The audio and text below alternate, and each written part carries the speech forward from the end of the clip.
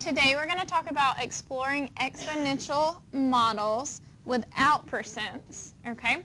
So it is still the same formula that we've been looking at this whole time. Y equals AB raised to the x. So this did not change from yesterday. We're still doing the same thing.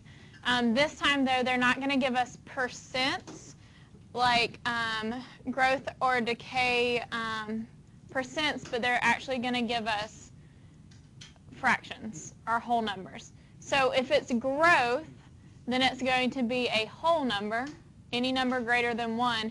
If it is decay, it's going to be less than 1, so it's going to be a fraction. Okay?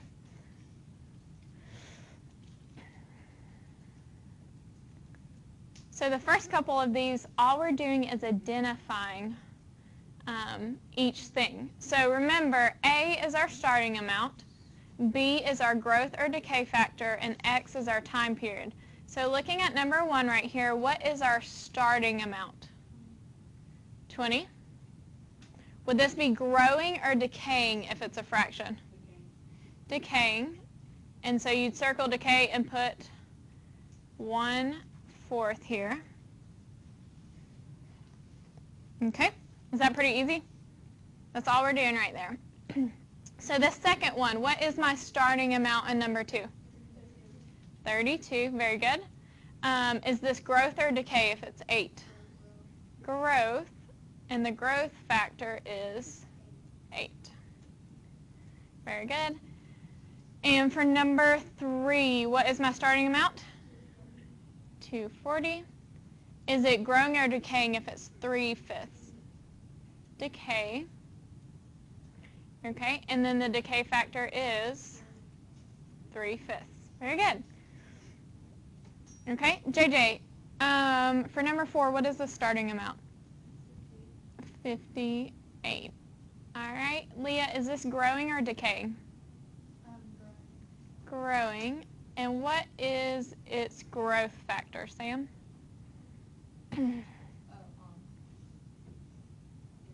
3. Very good. Okay. Let's look at the next stuff then.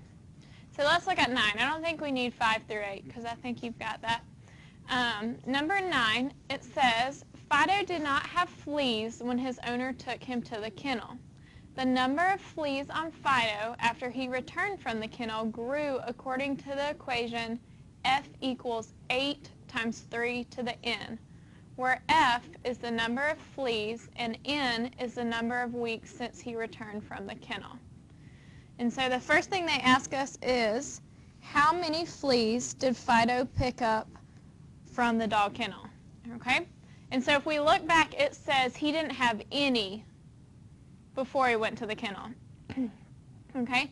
The number of fleas on him after he returned was 8 times 3 to the n. So what is our starting amount of fleas in this equation right here? 8. So the starting amount here would be, he had 8 fleas. Okay? They want to know what is the growth factor for the number of fleas. So by what does it grow? 3. Very good. The growth rate is 3. And then it says, if this continues, how many fleas will Fido have after 10 weeks? So for what letter do I put 10 in? N. So we would do 8 times 3 to the 10th. Okay? So get your calculators out and type in 8 times 3 to the 10th. Yes, ma'am. Yes, you can tell me what it is.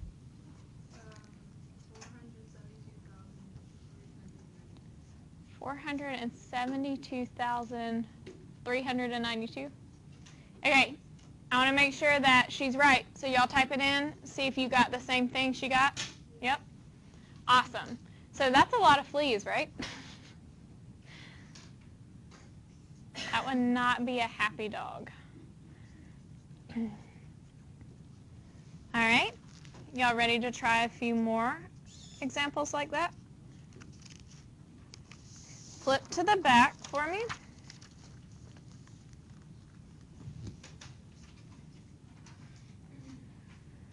And let's look at number 10 first. So number 10 says, if you don't brush your teeth regularly, it doesn't take long for large colonies of bacteria to grow in your mouth. Suppose 5 bacteria land on your teeth and start reproducing by a factor of 4 every hour.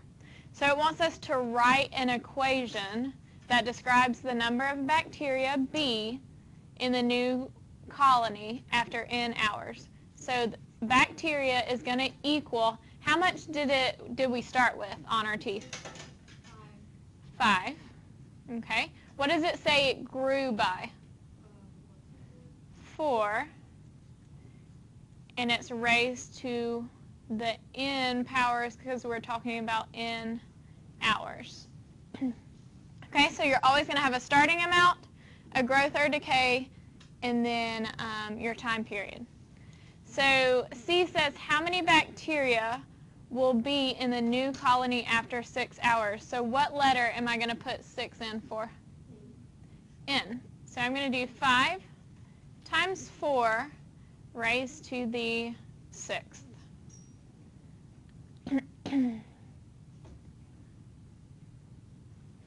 Okay, so y'all type that in your calculator.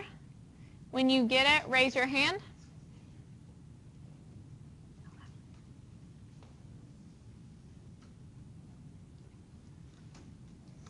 Okay, Samantha, tell me what you got.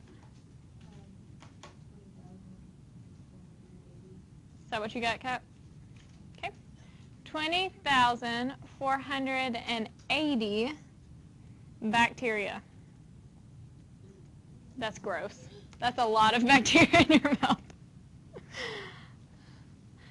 Okay. Are y'all getting this? Okay, let's try number 11 then. It says your new boss has promised you a starting salary of $10,000, but promises to increase your salary by a factor of 2 each year that you work. So we need to write an equation that represents your salary after Y years. So our salary is going to equal, Leah, what was our starting amount? 10,000. Okay. And JJ, how much did he say he'd increase it by? By 2. So it's times 2 raised to what letter, Yoselin? Y. So it'd be 10,000 times 2 raised to the Y. Okay? Then he wants to know, or we want to know how much will our salary be after 8 years. So we're going to take 10,000 times 2 raised to the 8th. When you get that answer, if you will raise your hand.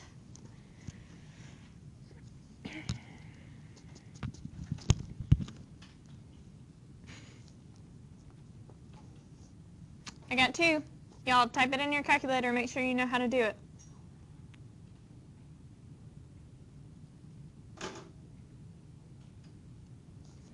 Okay. Will, what did you get?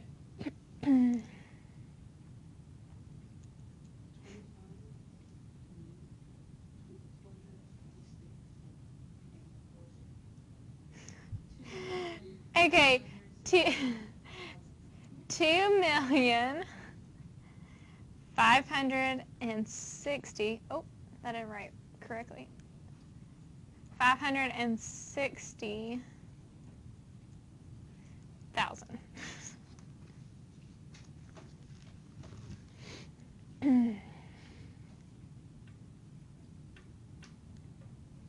I would love if my pay went up by 2, a factor of 2.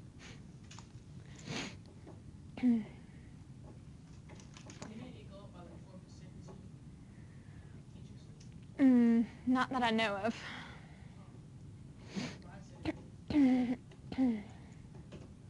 Possibly. Okay, let's look at number 12. So it says, Shelly's mom is frustrated because Shelly will not clean up her room. Her mom started a new reward system. She gives Shelly $1 on the first day of the new system. Every day that Shelly's room is clean, her mom will triple the amount of the payment. That's crazy. So we're going to write an equation that represents the money. So initially she got how much money, Cap? $1. What did it increase by, Sam? Uh-huh. And it would be raised to what letter, Jordan? What is the time period we're looking at? Will's right. He said it to you 3 times. D days. Okay, so we raise it to D. Okay, so we want to know how much money she's going to have after 10 days of having her room clean. So that would be 1 times 3 raised to the 10th. Tartania, what did you get for that?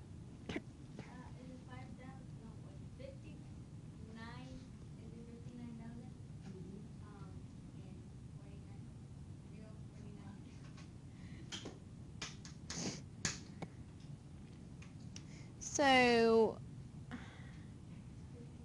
it's 1 times, yes, 59,049, which is 59.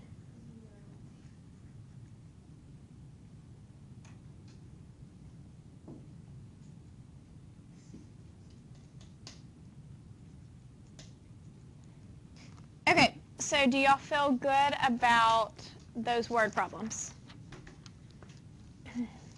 All right, then the next thing that I want to look at is exploring integer exponents. So if you... For keeping her room clean, yes. Okay, so let's talk about exponents. So you're going to have to be using your calculator a lot here. Now, I want you to type in your calculator 5 to the 3rd.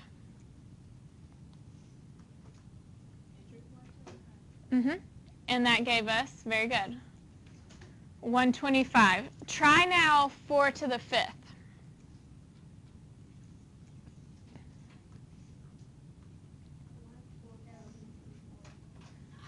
1,024. Okay, one more. Try 3 to the 7th. Very good, 2,187. So that's simple, right? We just punch it in our calculator. Now, what this actually means, though, if it's 5 to the 3rd, that means your calculator is actually doing 5 times 5 times 5. Okay? It's doing it for you. Here it would be 4 times 4 times 4 times 4 times 4. Okay? So you're just taking that number and you're multiplying it by itself however many times it's raised. All right? Now, you probably learned this last year, but if not, anything raised to the 0 power is always 1. It's not 0, it's 1. Okay? So whether we have 3 raised to the 0, that's going to be, nope, that's going to be 1, because anything raised to the 0 power is 1, period. It's just a rule. So whether it's 3 raised to the 0 power, that's 1, or 8 raised to the 0 power, it's still going to be 1. 1 raised to the 0 power is 1. Anything raised to the 0 power is 1. Okay. Now, for negative exponents, that's what I really want to focus on today.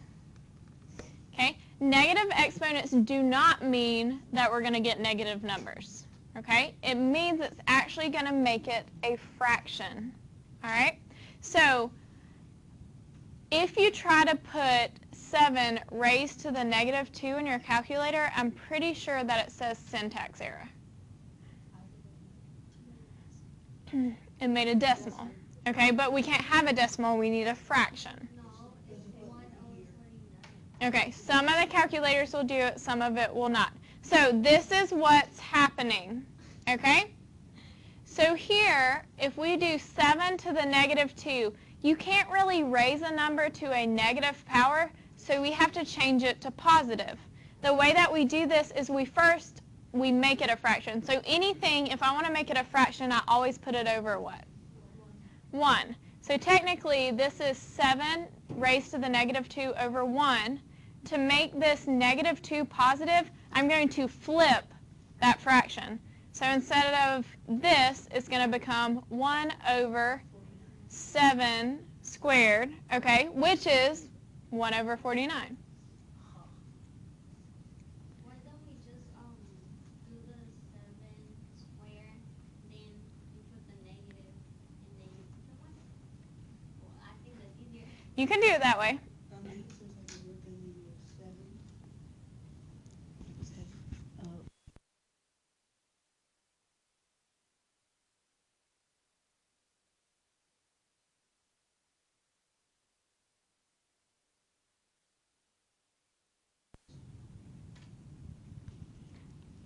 I have no idea how to do it on a phone. Okay, so for number 4, this would be 4 to the negative 3 over 1. So that would actually be 1 over 4 to the 3rd, or 1 over what? 64. Remember, it's not 4 times 3, it's 4 times 4 times 4.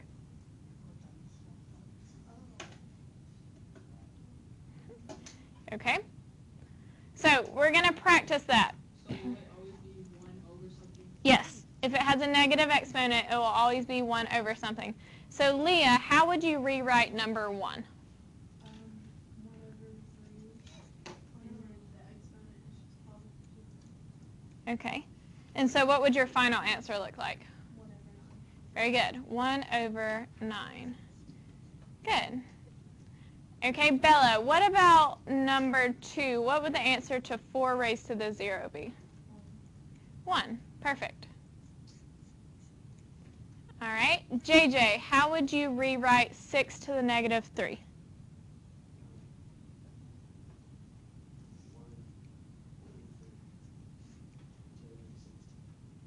1 over 216. Okay. All right, Jordan, how would you rewrite number 4?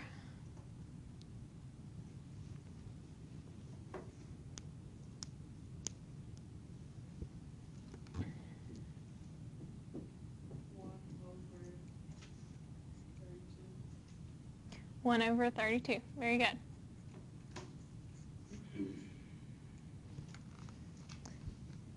All right, how do y'all feel about that? Wait, so they won't be negative? No, there will be never negative numbers.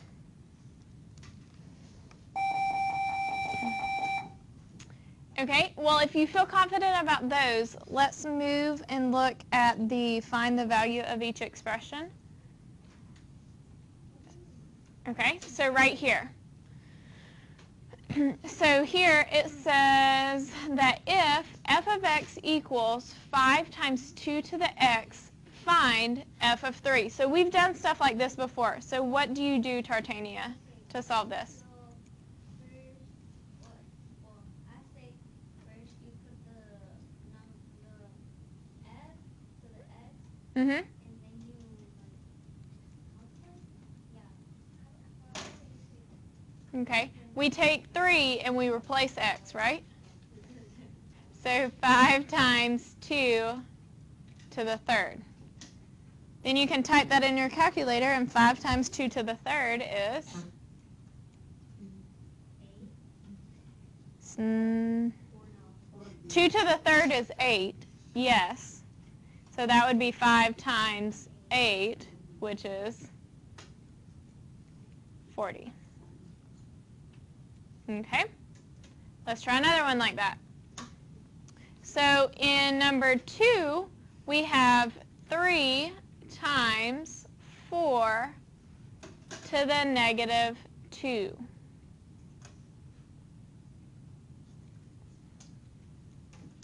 Okay, so can I have 4 to negative 2? No. Okay, so I need to change 4 to the negative 2 to what? To a fraction. So it would be 3 times, and what would that fraction look like?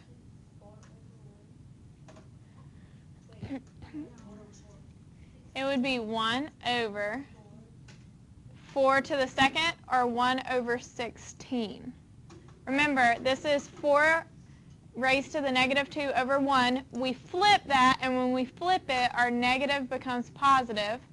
We went ahead and multiplied 4 to the second, which is 16, and then 3 times 1 over 16 is 3 over 16.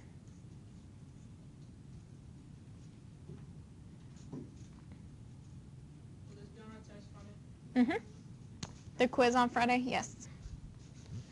Okay.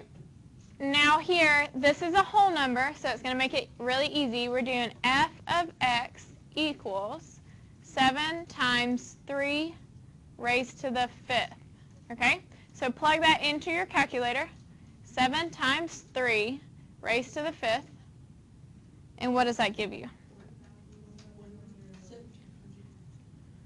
1,701. Very good. No, just an exam. Okay, now let's try 4. So 4 is f of x equals 5 times 6 raised to the negative 1.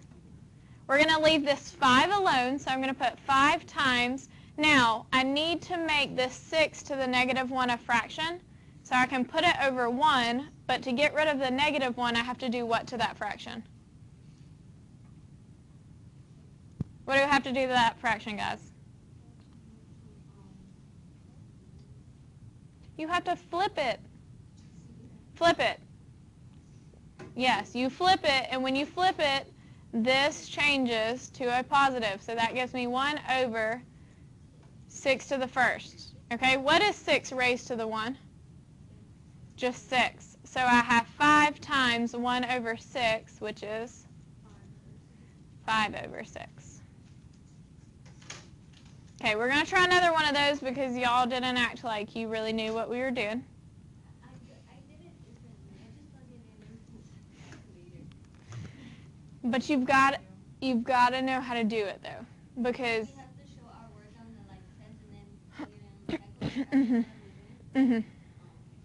Okay, so for number 5, we have 8 times 3 to the x, where x is going to be negative 3. So that's going to be 8 times 3 to the negative 3. Okay, so the 8 is fine. We're going to bring it out here 8 times, but I have a negative 3 as an exponent, and I can't have that. So I'm going to put that over 1, and then I'm going to take that fraction, and I'm going to flip it. And so that's going to be 1 over, and if you did 3 to the third in your calculator, what does that give you? 27. Very good. Then we multiply 8 times 1 over 27, which is 8 over 27. You would have to simplify if it simplified, but this one does not. If they're able to be simplified. Okay, so let's try number 6 as well. So number 6, we have 10 times 2 raised to the x, where x is going to be a negative 5. So this would be 10 times 2 to the negative 5. The 10 is fine, so I'm going to leave that the same. I'm going to go ahead and put 2 to the negative 5th over 1 because I'm going to need to do what to that fraction? What do we need to do to this fraction, guys? We do it every time. Flip it. Okay, so if we flip it, that means 1 goes on top. And what is 2 to the 5th since it becomes positive? 32.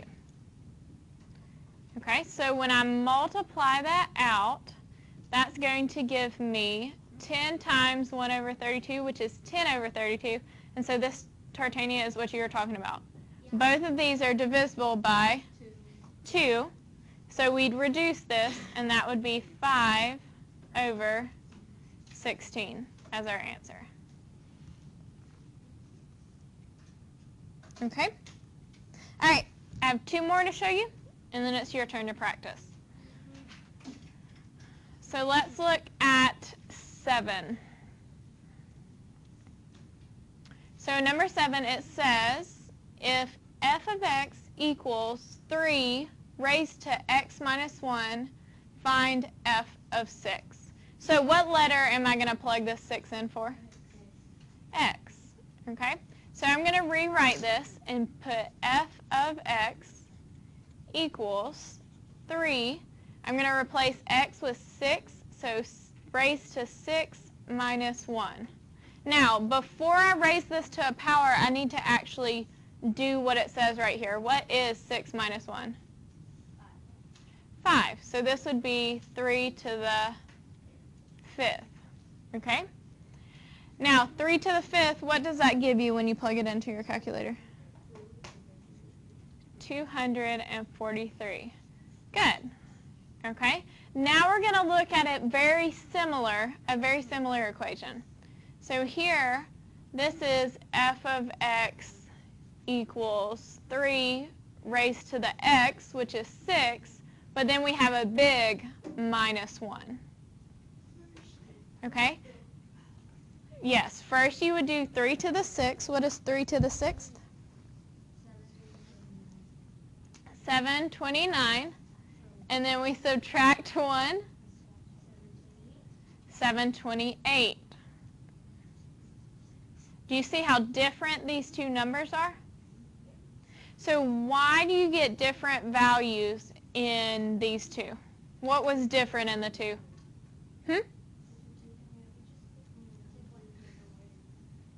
But either way we're subtracting 1. Why is it different? Because in one you're raising it first. The first one you're not raising it first. Okay, in the first one it's different because this minus 1 is an exponent. Very good. So in the first, minus 1 is an exponent. Okay? And then in the second one, minus 1 is just what? Just a number. So in the second one, minus 1 is a regular number. And so that changes the outcome of our answers, whether it's an exponent or a negative 1.